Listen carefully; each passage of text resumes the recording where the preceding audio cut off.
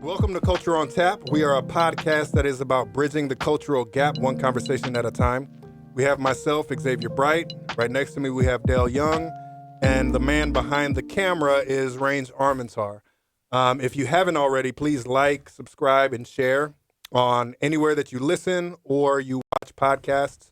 But wherever you're at, make sure that you hit the bell so that you can get notifications whenever we have new content that you can tap into. Also, make sure on the YouTube, if you're watching on YouTube, it says subscribe. When you actually subscribe, now it will say subscribed. So make sure you do that. We need more people to do that. We'd appreciate it. It helps our algorithm.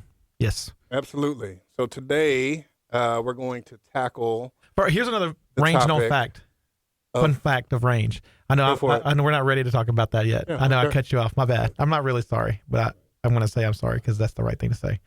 Okay, well, did you know... You did because we just talked about this, but they didn't know this. Not only does he have an I in his first name and his last name is just messed up and his family spells them two different ways, Range has never owned a hairbrush. Yeah, that was And just so shocking. we're clear, Why is that shocking, though? because you have hair. 99.9% of the time, I have a hat on. Oh, I thought you was about to say Most that people don't. I know. I thought you were going to go, no, you in that 0.1%. Because I'm trying to think, have you ever had your head shaved?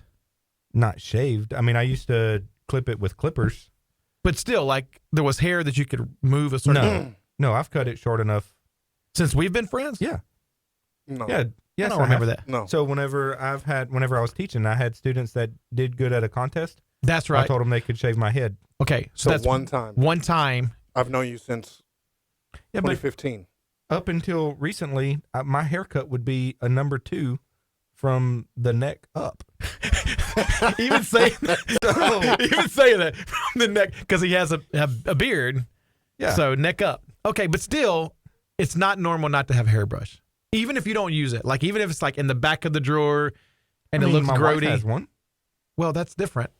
She lets me use it. So you use a hairbrush. You just No. own one. No, I don't use So it. you don't use a hairbrush. No. I'll play around with Jessica's and I'll act like I'm combing my hair, but Wow. Yeah. See, so this is interesting Yes, because it kind of, fits into what we're talking about. which is community. Community. And you learn something new about the people that you live life with Yeah. all the time. I would also argue for someone that doesn't brush their hair, his hair usually looks not Yeah, always. There's some couldn't- days we're like, oh, you did not brush your I hair couldn't today. get away with it. Oh, Lord knows I couldn't. and I couldn't get away if I had hair that I had to brush every day. that would not work. Oh, that's funny. But today we're going to talk about community. Community. So I guess in discussing community, we can first start out with what community is not. Yeah, but I think we first need to. I'm correcting you right now. I think people need to understand.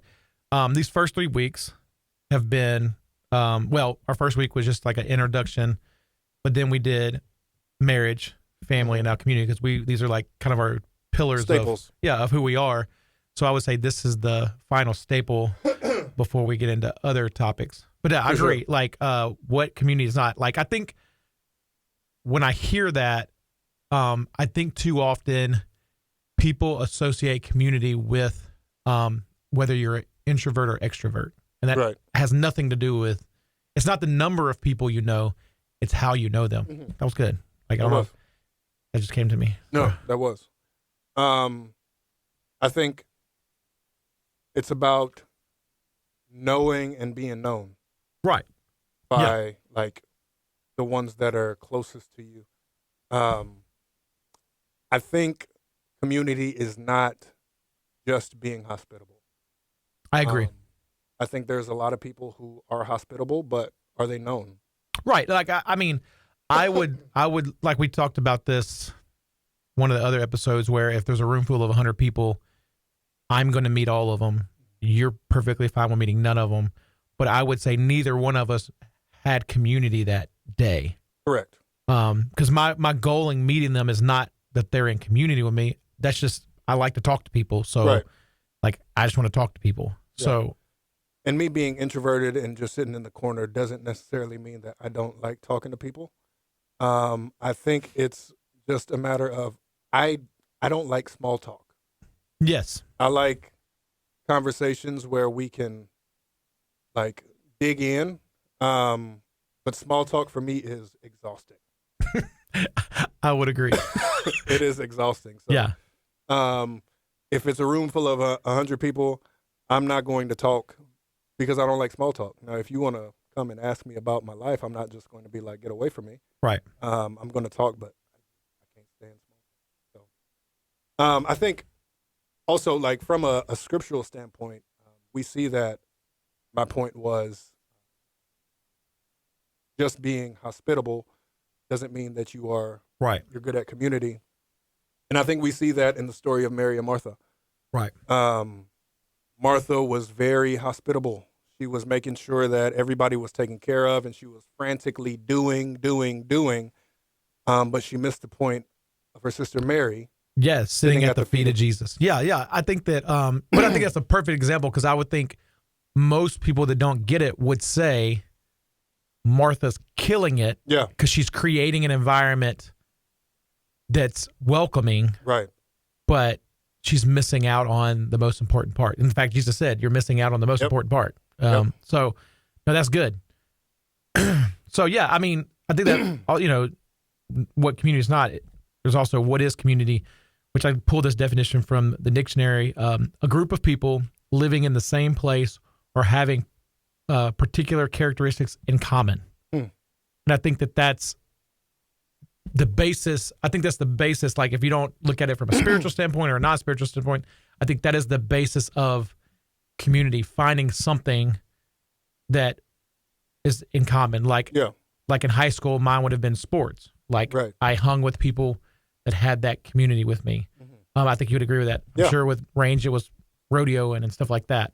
Talking about cows or whatever y'all do in that arena of life. Not so much goats. No goats? No. That's a different community? Yeah, absolutely. You got absolutely. Is cows and horses, are they together? Yeah. Yeah. Oh, okay. I mean, you think about cows, you think about horses. I don't. But I trust you that you would know. Are you saying from a riding standpoint? Because bull riders and oh no. Oh, he acted like I just cussed or something. Yeah. No, that's a whole different. Yeah, that's a different game. Okay, well, but I think basically what you're saying is that there's a common denominator, right? Like there is with community there is a soul level harmony, right? That we may be different, but we have the same goal, like in our context, right? Of glorifying God with our life. Right. And I would argue just from that definition, whatever the common thing that brings you to community is also the strength of what can or will not hold you together. Explain that. So like if our community is solely we work at the same job, well, I might not want to be here. Yeah. So if you offend me today, like our community is weak, so I'm out. Or if I get fired, or if I get a promotion, find a better job, whatever. Right. But even outside of that, like if our community based on sports, if I get hurt, like what's the point? Right. And like I don't feel like I'm a part of this community anymore. That's why I feel like, but I like even Mommy's Days Out or whatever, or the country club, like the community is based off of status. It's not deep. Right. So it's an inch deep. So the community is an inch deep. Right. So have you ever felt like you've been totally based off of what you said? Have you ever felt like you have given your heart like in community, but it hasn't been reciprocated to where like you feel like you're diving in, but the other party is not diving in with you? Quite often, honestly. I feel like, and this might come up more in depth later, I feel like I am very quick to want to take things to the next level of community friendship. Something that honestly God's been challenging me on, are you walking through the proper steps to let them to that level. Yeah.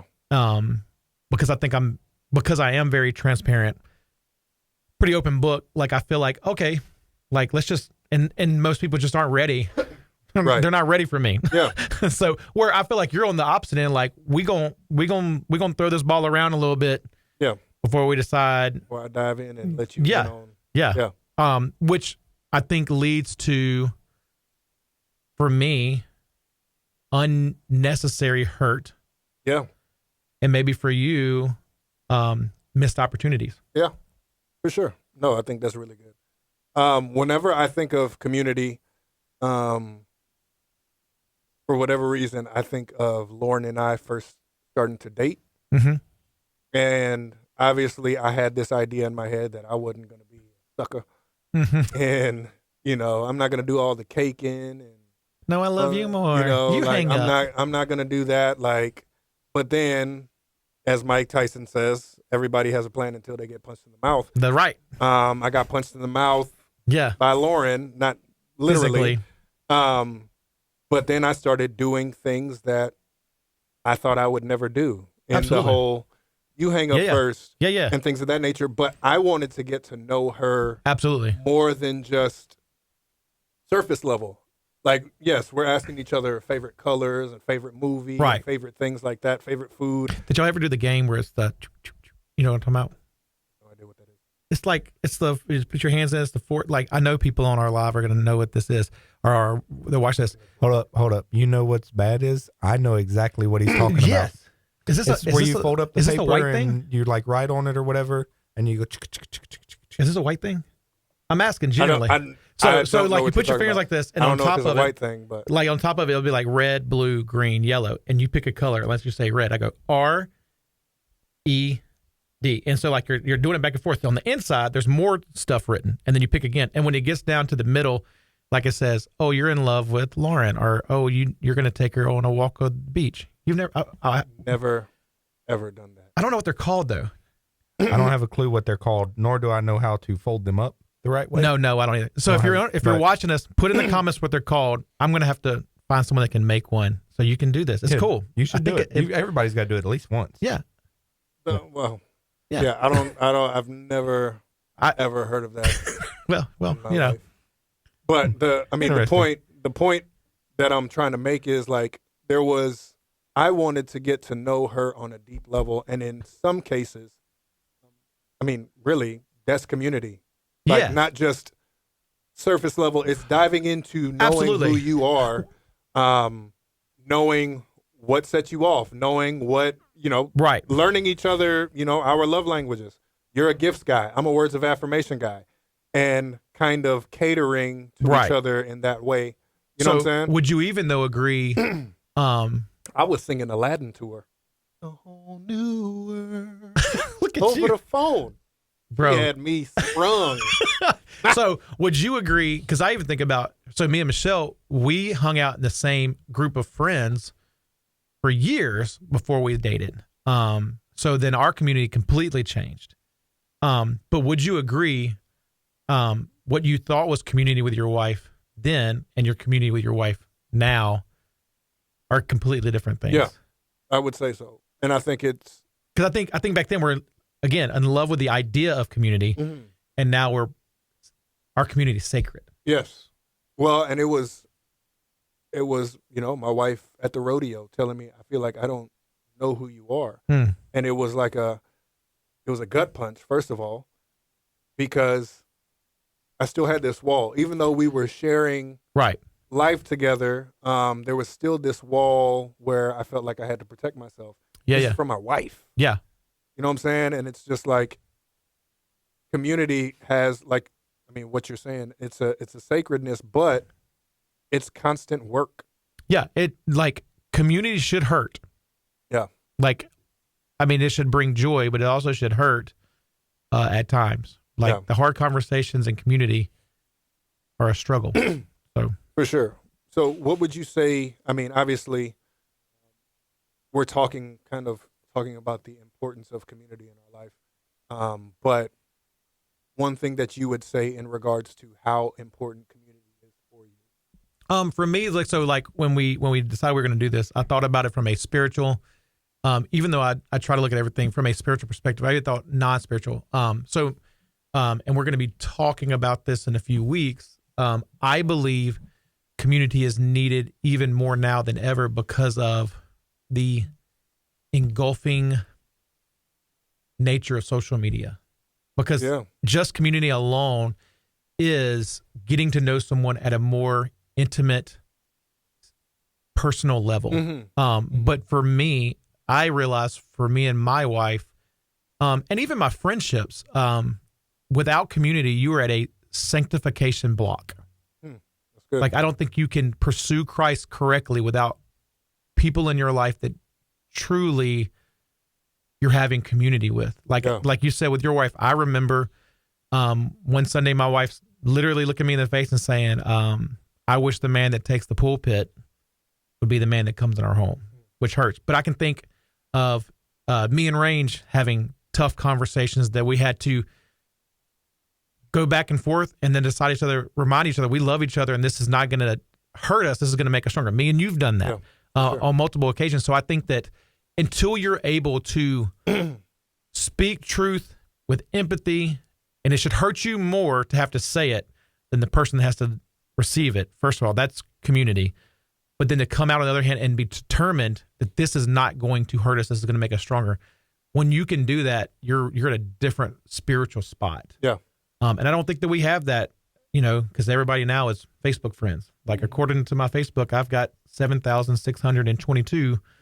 I don't really know if I have that many. I was about to say. I probably only have impressive. I probably only have like 400. I don't even have 400. I don't know if I have 400 because you go through. I prune people. Purging. I purge often, and it's not because I go, if you don't type me back on this message, you're no longer friend. I just get tired. Yeah, no, I get it. No, but the reality is, we wish everybody on social media happy birthday. We don't mean that. I don't. So if you're watching us and you don't get a happy birthday from me, it's because, I don't even know how to answer that. I just don't. It's like I just don't take the time to do it. Yeah. Like, I hope you have a happy birthday. You don't talk to me. Haven't talked to you in 14 years. Like, do you need for me to tell you happy birthday? It sounds like something deeper. It is. We're probably going to get that in a few weeks. Sounds like this is very specific to a person. Mm-hmm. But I wholeheartedly agree with what you're saying. The only thing that I would add, kind of sharpen your point, is like if God is a God of community, Father, Son, Holy Spirit, how much more do we need? That's good. Community? No, that's good. Literally starts the Bible out by saying us. Yes. And it's like, for me, though it's hard for me to open up, though it's hard for me to even, in certain situations now, I have to constantly force myself to be vulnerable. It's so worth it because I think all of us, our deepest longing as humans is we want to know and we want to be known. Absolutely. It doesn't matter how isolated you are, how many times you've been hurt. Why are you hurt? You're hurt and you're acting out and you feel like you have to shut people out is because you wanted to be known and somebody hurt you. Right. Somebody disregarded your feelings. Somebody kind of put a wall in between you two, and you feel as though, okay, I can't trust. But I think for me, the beauty, obviously in the Trinity being a community, but the beauty of being known and knowing, it takes your friendships, your relationships to a whole new level whenever you can. Something is wrong. You're not saying anything, but somebody else can point out, hey, bro, what's going on? Yeah. You haven't been acting yourself. Yeah. And even when they're like, no, I'm good, but they're not. Right. And deep down, they know you're not. And that sometimes that's just enough. Absolutely. For them to start searching within. But that also leads to, so before we get into the next part, question, why do you think people struggle with community? I think it's part of what you're saying as far as the social media aspect. It's easier to be disconnected. Yeah. Like, it's easier for surface level. Like, it's easier that, you know what? In all honesty, like, I'm a very sinful person, and it's just hard. Yeah. It's really hard. You got to have thick skin to have community. It's really hard to open up. It's really hard to be vulnerable. It's really hard to be called out. It's really hard to call out. So it's easier for me to see you once a week at church, maybe go to dinner or lunch, go to lunch after church, and then call it a week. Yeah. And busyness. This is a good question for our people. So feel free in the comments to answer it. Why do maybe you struggle with community? What is it? Maybe it's past hurts. Maybe it's whatever. Like, I would love to hear what you think. I would also say it's the fear of vulnerability. Yep. But I would also say once you hit a level of vulnerability, first of all, I think to have community, you've got to have a level of grace and assume the best in your community, not the worst. Yep. I think especially in a day and time where text messages don't always translate well, we tend to go, well, what's that mean? Yeah. Instead of going, oh, they don't mean anything by that. Right. And I'll give prime example. This is not to pick on you. You had a long, rough week this week. Yep. And I called you, and when you answered the phone, you said, what do you need? And you don't even remember saying that. Yeah. And I didn't take it. And here's the thing. I didn't take it like, oh, wow. Like, I'm supposed to be your best friend, and that's how you speak to me? Yeah. I took it as, because I know you, because we've hit this level of vulnerability. We've done life together. We speak to each other in this way. I immediately knew he's been on the phone a lot. In work mode. Yeah, you're in work mode. You've been on the phone a lot in not important conversations, probably, which you hate. You hate being on the phone, period. Absolutely. And so, like, you're in a check off the box moment. Absolutely. And you're like, efficient all the way. What do you need? Let me answer the question so I can get to the next phone call. Absolutely. And so I immediately said, we'll talk on Thursday, because we already had blocked off some time to talk about this and other things. And I said, I'll just talk to you on Thursday. Mm-hmm. And I was like, because what it was just supposed to be funny. And I was like, he's not going to find it very funny right now. Probably not. But I mean, I think that's so true about why people struggle community, because I think when you look at our group, it would be really easy to bail out if we just assume the worst in each other. Strong personalities across the board. Kind of speak our minds sometimes in a not so nice way. Yeah. In an aggressive way. Yeah. So yeah, it would be easy to be like, you know what, let me just slip right out because you're being too much. Well, and I think our group, I would say, let's just take the guys. We're not going to speak on our wives' behalf, but let's just take the four of us. Would you agree? Me, Eric's not here, but me and Eric are more really quick to speak. Mm-hmm. Sometimes need to take that back the way it came out, where you and Range are more, maybe sometimes should speak quicker and let it eat y'all inside. Let it fester. Yeah. Yep.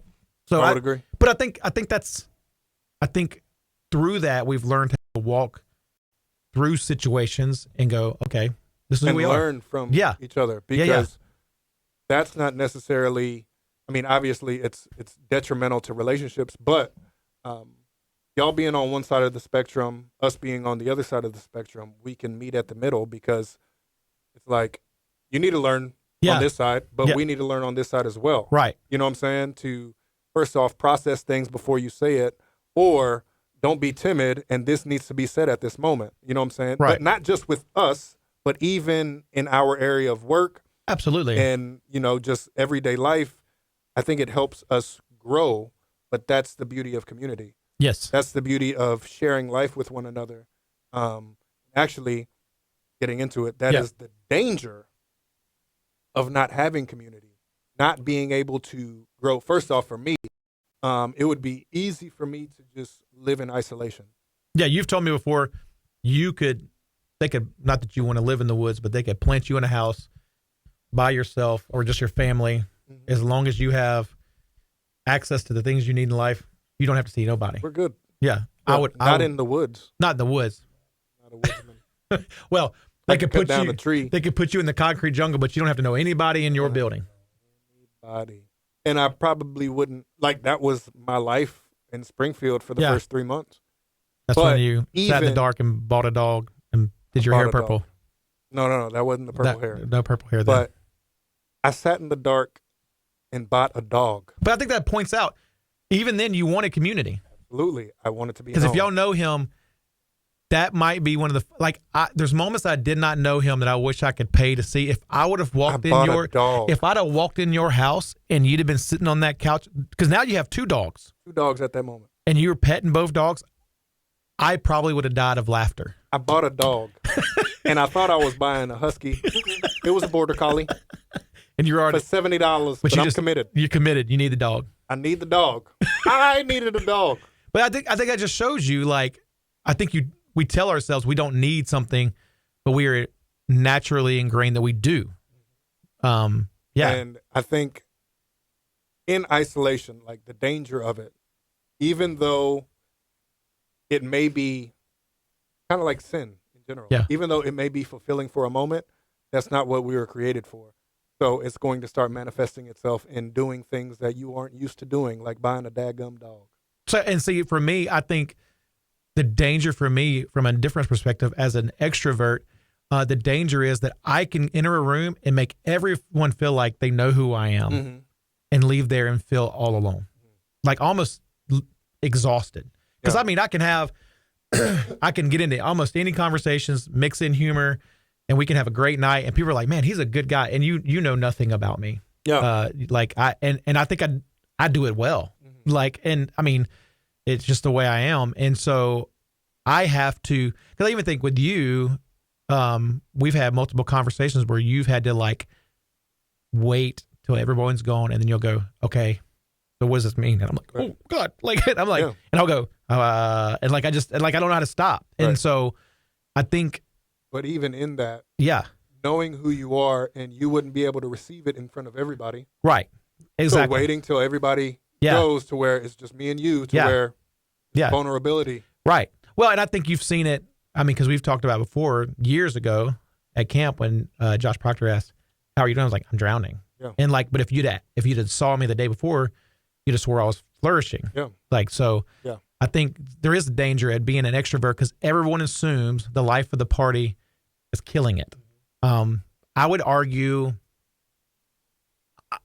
argue that extroverts are probably struggling sometimes more than introverts because they work so hard to be liked. Just throwing that out there. Yeah, yeah. And I think on both ends, we spend so much time, like, and just going back to Mary and Martha, we spend so much time doing that we forget about being. Absolutely. Like, we're doing. We live in a fast-paced world.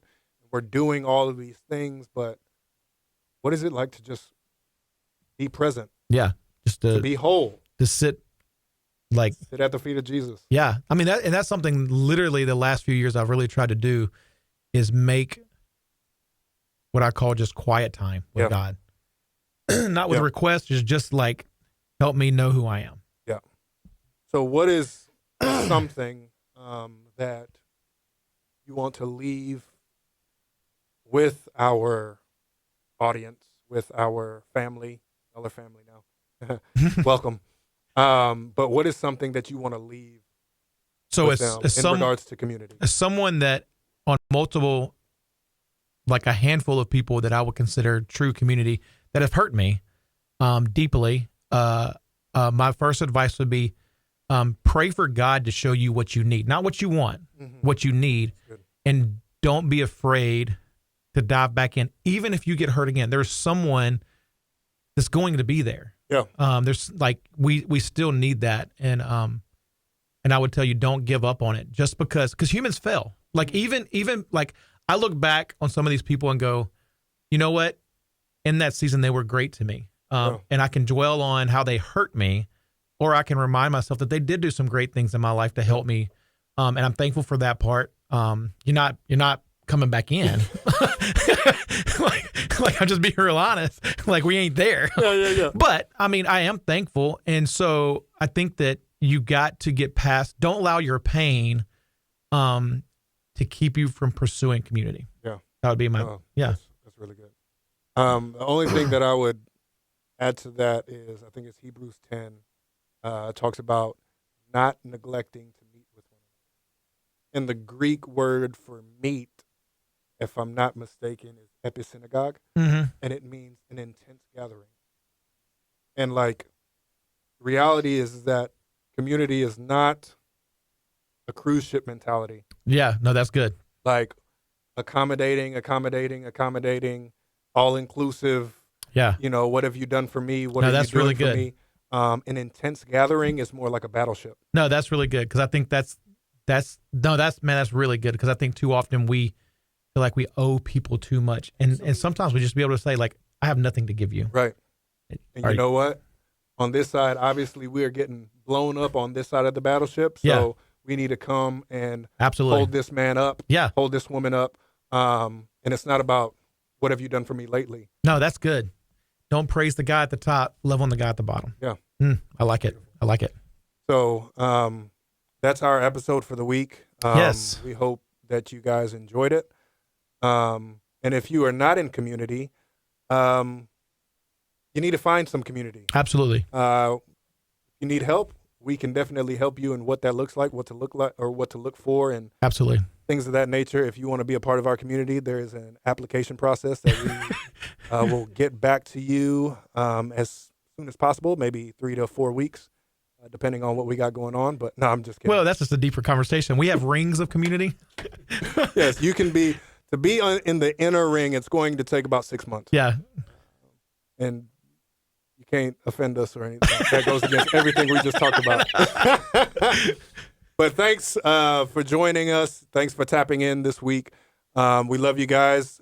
From myself, Xavier, Dale, and Range, we love you and see you next time. See you guys. Culture on Tap is sponsored by Houston Radio Platinum, playing the best classic hits. You can download the Houston Radio Platinum app. It's in your app store, or just ask Alexa to play Houston Radio Platinum.